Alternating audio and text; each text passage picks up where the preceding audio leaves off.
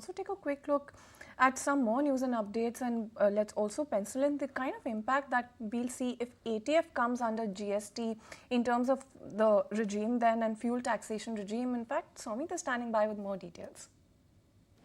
Well, to start off with, the fact that the government has been trying to get ATF under GST is something that they have been doing for many years, but getting ATF under GST looks quite difficult given the fact that the central government has been urging the states to reduce the VAT, and that even has not been complied or followed by the states, and hence getting ATF under GST also looks quite unlikely at this point of time. Now, even if ATF comes under GST, most of them believe that it will be without any input tax credit. Now, to understand what will be the benefit of getting ATF under GST, one needs to understand the current tax structure. Now, the current tax structure, if you look at, there's an excise duty charged by central government, which stands at around 11%, which has been reduced from 14% earlier back in 2018.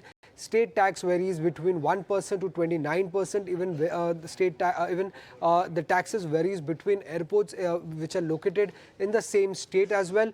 There's excise duty which has been charged on Udan routes. Now, that is at a lower rate of around 2%, while the state VAT for regional and Udan routes is also lower at around 1 to 4 odd%. And there has been no tax that has been charged on fuel that we fill for international routes that we are seeing currently. Now, the central government has been urging many states to reduce the VAT, and many states did reduce it. But if you look at the major cities or major metro airports that are there, that is Kolkata, Chennai, Delhi and Mumbai, rates there are still higher. In fact, Chennai charges VAT at around 29%, while Kolkata and Delhi charge VAT at around 25%. The VAT rates in Mumbai have been recently reduced to 18%. Earlier, they were at 25%. Thus, for an airline, if you look at the blended tax rate or the blended tax component in the fuel cost stands at around 25 to 27%. So, which are the companies that will benefit? There are two listed companies, Indigo and SpiceJet, and companies with higher domestic capacity in their overall capacity who stands to benefit. Now, if you look at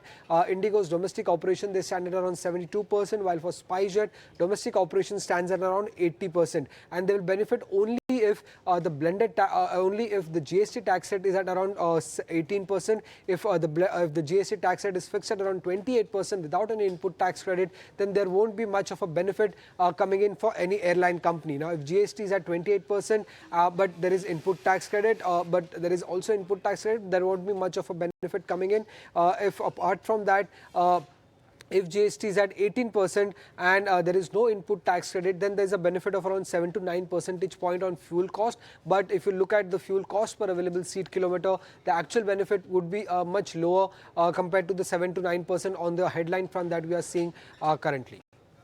Absolutely. Thanks, Amit, for that update coming in.